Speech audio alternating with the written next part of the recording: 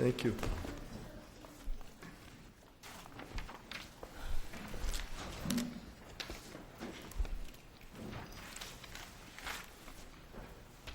Ms. McCarthy? Good morning, Your Honors. It is the defendant's position that the judge on the motion hearing incorrectly held that there was not sufficient and credible evidence that there was, in fact, an agreement between a co-defendant who testified against Mr. Raymond at trial, that he would, in fact, receive leniency in the effect What of... do you have to say about the lack of an affidavit from trial counsel? Your Honor, that is not in the record. And Its absence is glaring. yes, Your Honor. I would just suggest to the court that when I came into the case later on, and this is not on the record, I did try to contact the attorneys, and the answer that I got was that they did not have a memory, because at that point it had been about 20 years prior, and that they did not have a memory of having... There's not an one way or affidavit another. from your client either. Yes, Your Honor. However, I would indicate, actually from Mr. Raymond or Mr. Stanislawski. I'm sorry, Mr. Stanislawski. Sure. The, as you know, in the course of investigating this, Mr. Keller, who is an investigator, went down and spoke to Mr. Stanislawski. He had the letter with him that was written by himself, indicating to Nancy Raymond, who was Mr. John Yeah, I know it, Raymond's but that's sister. not an affidavit.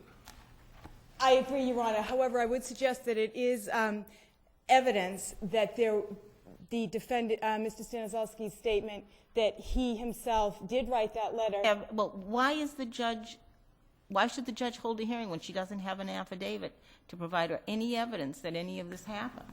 Well, Your Honor, respectfully, I would suggest that what was submitted warranted a hearing, and that a hearing should have, in fact, been conducted. Without an based on what affidavit, it was- warrants a hearing. Well, there was an affidavit, I would suggest, by Attorney Keller, who there would be, I mean, he is a licensed investigator. Clearly, there would be no motive for him to say anything but what Mr. Stanislawski told them in their meeting, which was that the letter that he had, the letter that's in the appendix written by himself to Ms. Nancy Raymond, that he knew when he testified that he was going to get a second-degree deal after Mr. Raymond's trial. As far as why Mr. Stanislawski wouldn't sign it, I cannot answer that. Now, your position is that the judge had to credit that letter, had to accept it as true. Well, Wasn't that letter 8 years old? At the time, it was, I believe it was not quite 8, maybe 6 years old, but it was years after the incident. But it was before, this was a second motion for a new trial that was filed, actually, I believe, before oral argument and before the written opinion on this case. So I think as soon as the letter became available to trial counsel, or I'm sorry, to appellate counsel at the time, he acted on it and did file a motion for a new trial. Is it the same letter that said something about now Raymond has another scheme for, or something like that, has another scheme for reversing the conviction?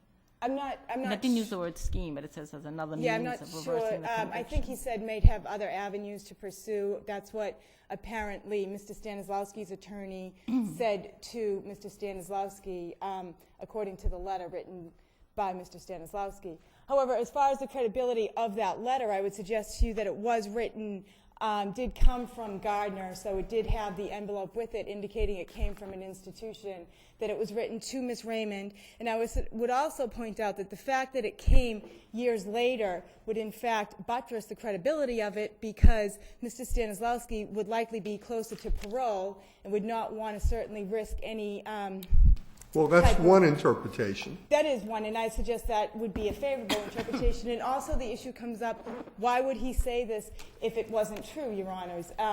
And what also I think... Who knows?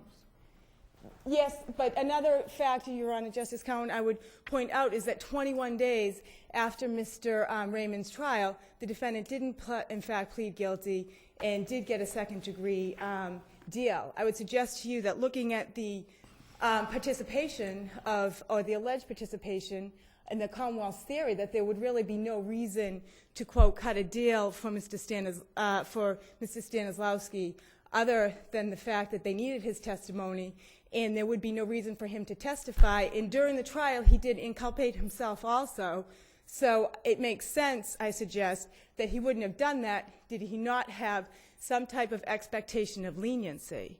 So I think that what happened at the trial is consistent with what's in the letter and with Mr. Stanislawski's conversation with Mr. Keller back in 2004. Ms. McCarthy, I'm looking at the judge's order on your motion for, yours or the defendant's motion for reconsideration. And how do you deal with her conclusion, which seems not unreasonable, that because of the defendant's own statement and that of the co-defendant, the Commonwealth proceeded upon the theory that the defendant's participation was that of joint venture, so whether the jury was informed of a plea agreement, even assuming it existed between the co-defendant and the Commonwealth, would probably have had no effect and doesn't cast doubt on his conviction. In other words, it's a joint venture. He has confessed to certain aspects of it, correct? Yes, Your Honor. But I would Yeah? what I would suggest to Your Honors is that the defendant's statement is not as strong as the motion judge would, I suggest, like it to be. First of all, the defendant... Wasn't he there? Didn't he say, I was there, I was in the car that took her to the river, I wasn't the one who...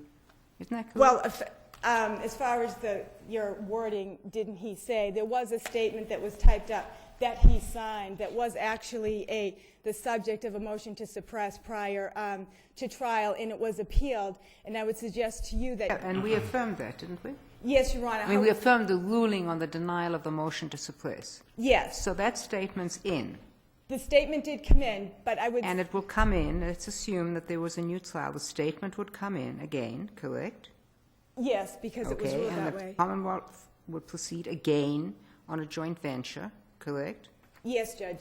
And then you have the same evidence that the Mr. Stanislawski, his evidence comes in again, either the same or he's impeached with his prior testimony, correct? Up to that point, yes. Yes, and then he says, and oh, by the way, I had a deal with the Commonwealth. Which is a huge weapon, as the court has I noted. know that. I to know be that. used by a defense attorney. And as far as the defendant's... Well, it would play out a little differently, wouldn't it? I mean, if we allowed the evidentiary hearing, he'd get on the stand and he'd say, yes, I wrote the letter, and yes, I had a deal, and for one reason or the other, prosecutor pressured me and so forth. I kept it quiet. I knew I was going to get second degree. Then the prosecutor would say, so your testimony at the new trial was false. Exactly. And then we have... And then he's going to take the Fifth Amendment, is he not? I can't speculate what he would, he wouldn't do at that Well, point. otherwise he's got perjury. Otherwise, he's facing otherwise perjury. He would face perjury. Yes, Your Honor. But I think kind And of... perjury in a capital case can be a life sentence, because someone did it in one of my trials and got life. Yes, Your Honor. And that's a decision that he would have to make in that situation. I can't speculate what he would or would not do. But in this case, what we have not Didn't he only... already, am I remembering correctly, didn't he already refuse to testify at some hearing? He did, Your Honor. So That- the front of inference Judge would be Spina. that he might well refuse to testify at any future hearing, given his past behavior and the fact that he's looking at a And possible that I would That say, may be an inference, but he did write the letter, I suggest. and to you that I after suggest is So why he won't sign an affidavit. He's exposing himself to perjury. The affidavit did not indicate, Your Honor, that he would refuse to testify at a hearing. Basically, apparently what happened He's not going to testify at hearing. Is that a reasonable inference? I think it would be apparently unlikely that he would testify at a hearing. However, having done many trials, I would indicate that I am So often how surprised at then what is happens at how hearings then and is the trials. letter admissible at the hearing? Well, it would be a declaration against a penal interest, Your Honor, that I don't the- think so. But- Well, clearly, if he did take the Fifth Amendment, he would be unavailable. I would And then suggest... his trial testimony would come in. Yes, but what would be uncovered, I would suggest to you, Your Honors, and what is in fact very troubling, is that not only did the defendant take the stand, the witness, Stanislawski, take the stand and say that there was no agreement, he had no expectation of receiving a second degree, and that was a specific question. Do you have an expectation of being able to plead to second? No. But then the prosecutor also argued in closing argument that he expects nothing and he'll get nothing. And I would suggest to you that that's troubling, similar to the case of Commonwealth versus Hill, where you have not only a witness apparently committing perjury or lying to a jury, but then you have a prosecutor endorsing that and in the closing argument saying he expects nothing. But the evidence is much stronger in this case than it was in Commonwealth versus Hill. The trial evidence, Your Yes. Honor? I would suggest it's not, because if you look at the evidence in this But case... we have his confession here. Yes, but there was also, in the Hill case, there was a statement of the defendant to a third party who was a witness, not a co-defendant. But there was an admission in that case, and there was also evidence in the Hill case that put the defendant actually at the scene. Why didn't you get an affidavit from his trial counsel? That's what I addressed, I believe, initially, Your Honor. But when I came... Why didn't you get it? That's what, because I came in the They case didn't later remember. on. They didn't remember. It was Attorney Smith, I believe, who indicated that based on my dealings. He did says not he has no recall. memory of what went on? Yes, Your Honor. But that's That not was- in the record in any event. That's not in the record, no, Judge. And I believe that my sister might have a different view on that. But that's not on the record, so I would hesitate to get into it. It wasn't a situation where he was comfortable putting an affidavit But the judge forward. is, the judge who decided the motion is entitled to consider the fact that there was no affidavit from trial counsel. That's something that can be considered. However, I would suggest to you that based on the record before that, Judge, that a hearing was warranted, and particularly in view of the fact, the timing of the letter, closer to his parole date, that Mr. Keller went down and spoke to him and one-on-one had that conversation that, yes, he knew about it when he testified to.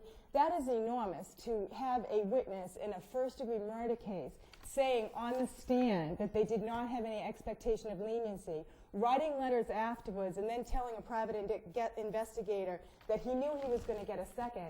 And when you look at how... But as one of the questions pointed out, even if he had on the stand said, yes, I have an expectation of a sentence of second degree and spending, life with eligibility for parole later on, in the face of a confession and the co-defendant saying that the defendant was there, do you think that's likely to have affected the verdict?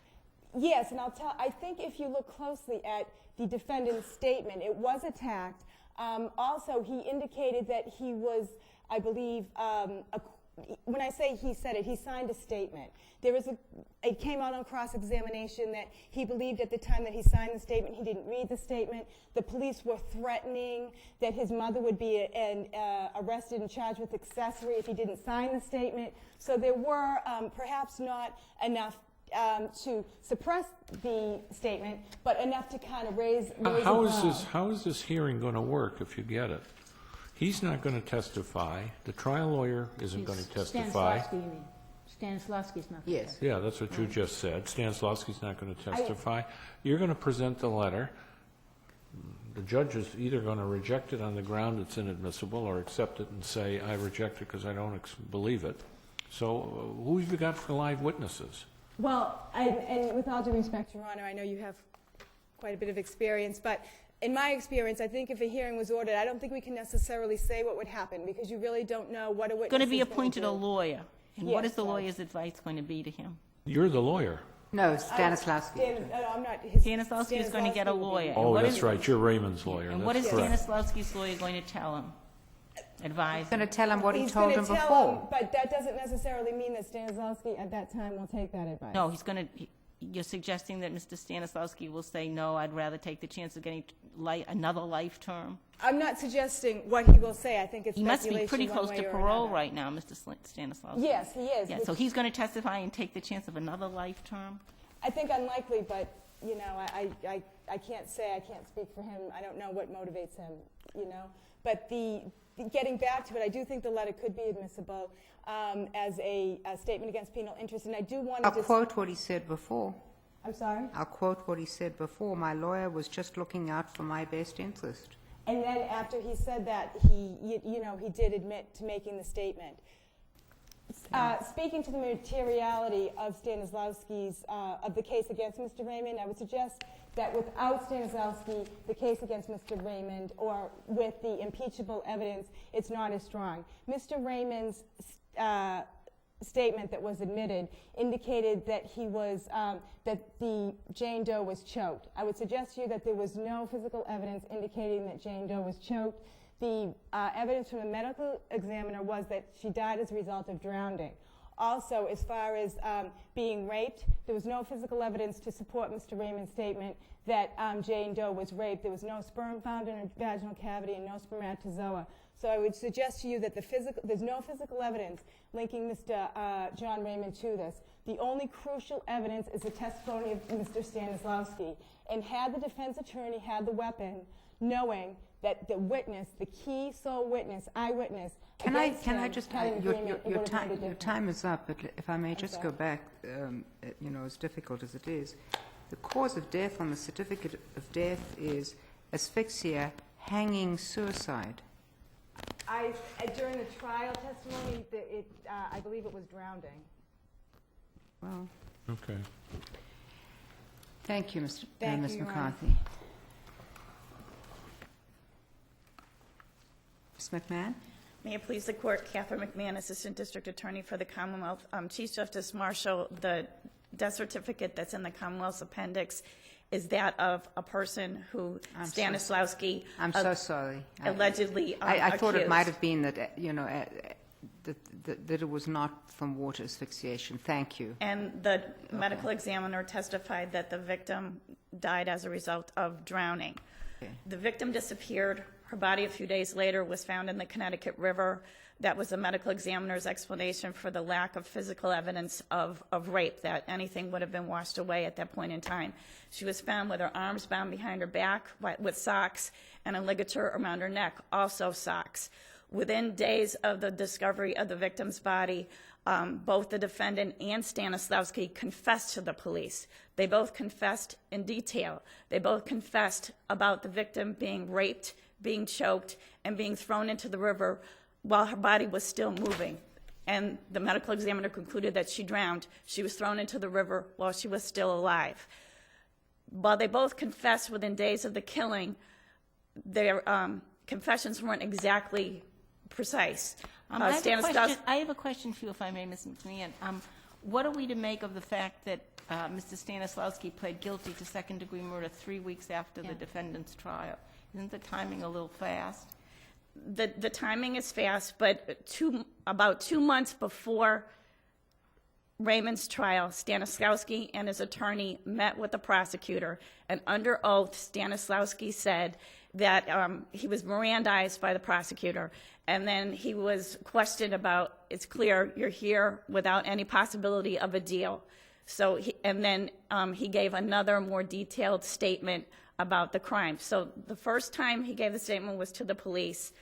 His second statement before trial is a sworn statement in the presence of his own attorney. Was this attorney the same one that represented him on the guilty plea? No. It was a Mr. Smith who represented him at the time of defendant's trial, and it was a Mr. Collins who represented him at the time of that hearing on the motion for new trial. Mr. Smith or Mr. Collins, who can't remember, or both? Or you don't know? I don't know. But we can assume, I think, fairly, that Mr. Stanislawski is a liar. I don't know what he lies about when, but he's got to be lying some of the time. Well, under oath, he said before trial and at trial to the jury under questioning that there was no deal. Now, in a letter where we don't even have an affidavit from him acknowledging that he wrote the letter, and at the time that the motion judge denied the motion for new trial, there was no affidavit from the investigator. It was only after she said she was very troubled by the absence of an affidavit that the investigator went out, spoke to Stanislawski, and there's still no affidavit. And I think that is telling as to... McMahon, this is an unusual case because we, in fact, when we reviewed this under 33E, we knew about this letter. That decision is, and I remember this case, March of 1997. So there were 7 years. I mean, in other words, we quoted that letter, and we said there hasn't been a ruling on that motion for a new trial, but we'll send it back and affirm in all other respects. So they had 7 years. And in 7 years, there's still no affidavit. Well, to do whatever you needed to do to, buttress the statement, either by affidavit or whatever. Can I ask you, what was the purpose of this April under oath examination of Stanislawski? It appears from a reading of it, and it's in the appendix. I think it's in like the 230s or of the appendix of the pages. He came forward and said that after discussing things with his family, he wanted to cooperate, and he gave a statement. But at the outset, I think there are three questions posed to him that he's cooperating, but there's no consideration being offered to him. And at trial, he was questioned, like, there's been nothing about second degree specifically, and he said no. And I think the trial prosecutor asked a follow-up question. Nobody's offered you anything to reduce it in any way. Pretty good prosecutorial work, I would say, because sometimes it isn't done to go through this, pre-trial ritual, and then again at the trial. And then it bites you at the end, and even with this, there's still... It might have saved you at the end. That's what we're hoping. I mean, that's what you're arguing. Did both, before the jury, did the jury hear about both statements? The statement made within days of the finding the body, as well as this 2-month before trial I statement? think they heard of the statement that was made within days of the finding of the body, and that was an issue on direct appeal, whether that should have come into evidence. It wasn't objected to, and the court found no substantial likelihood of a miscarriage of justice, partly because the defendant's theme at trial was that he didn't even make his confession, that he was intimidated by the police officer. Whatever they had written down on a piece of paper, he hadn't even read it, and he just signed it. But did the jury hear about the fact that Mr. Stanislawski had gone, 2 months before trial? I don't think that didn't come in at all? I don't think he was questioned about that specific. Did the defense attorney know? Did Mr. Raymond's attorney know about that? Know about what? Know about the fact that Mr. Stanislawski 2 months before had come in and said, "I want to bare my soul." It's a transcript, and I believe that it was provided to the defense in discovery. But he didn't ask any questions of Mr. He asked questions, but I don't think, my recollection isn't clear. He was asked questions about his confession. He was asked questions about whether there was a deal. I don't know if there were any questions specifically about that second statement. Is Mr. Stanislawski the one that at some point had a statement about being basically 2 other people forced? Yes. Is that Mr. Stanislawski? That's Mr. And was that the Stanislawski. 2 months before trial statement? No, That was that's the first statement. That's a post-trial statement. That was the subject of the hearing on the motion for new trial where he asserted his Fifth Amendment privilege. Okay. I find it remarkable that the attorney who represented him, if that's the one, when there was this discussion about him giving evidence against Raymond, has no memory of that occurring. I didn't speak to him directly, and it's a matter off the record, but predecessor appellate counsel had spoken to him, and she believed that he did have a memory of there not being a deal. But again, that's not part of this record. There's another way you could get at that, I would assume. Stanislawski could waive the attorney-client privilege, and you could subpoena the attorney's records. And if he has notes or something in there that there was a deal, wasn't a deal, that would be... If there had to be a hearing on this, but... If there had to be a hearing. But these records may well have been destroyed. This was a very long time ago, wasn't it? Well, they could have been, 88. but... Well, between 1988 and It seems to me to 1997. accept somebody's statement, the quote, "I can't remember," and not pursue it further is, marginal, but anyway, Well, in the case of this type. And Stanislawski's alleged letter where after the motion judge said she was troubled by the absence of an affidavit from him, an investigator going to him, and him still not producing an affidavit, shows to me that the letter written to the sister of defendant Raymond, an ex-girlfriend of him, is not credible. It's an attempt to help defendant Raymond while not exposing himself to perjury. When you say alleged letter, and I think you said that before and in your brief, is there something other than It's mean, do you not- have some information that it is not? I have some information, which again is not in the record, that at a parole hearing, according to the person who represented the prosecution there, he denied writing the letters. So, But as I said. but it's not in the record. But Mr. Stanislavski is not a No. person whom we can believe, because it's obvious he's lied has lied at some point, either in the letter or in his trial testimony, Well, he's, assuming he wrote the letter, unless he didn't write the letter. If he didn't write the letter, then my well, criticism is under unfair. oath, he's testified in detail. Right. And a lot of those details jive with what the defendant said about the victim's murder, and they also jive with the circumstances of where her body was and the condition of her body, how it was found. Under oath, he admitted these things. Under oath, he said there was no deal. Not under oath, when he's still professing in the letters a love for the defendant's sister and also a desire to maintain a friendship with the defendant, he makes these statements that might be helpful to the defendant in filing a motion for new trial, but he won't back them up by going under oath with them. In a case of this magnitude, can't we infer that it's likely that a trial attorney would recall whether his client had a plea deal for second degree or not? I would hope so, Your I Honor. mean, there aren't, no matter, even the busiest defense attorneys don't do that many murder cases that they wouldn't remember. It would seem to me something like that. I think that's reasonable. So unless the court has any further questions, Thank you, Ms. McMahon. We'll take a short break.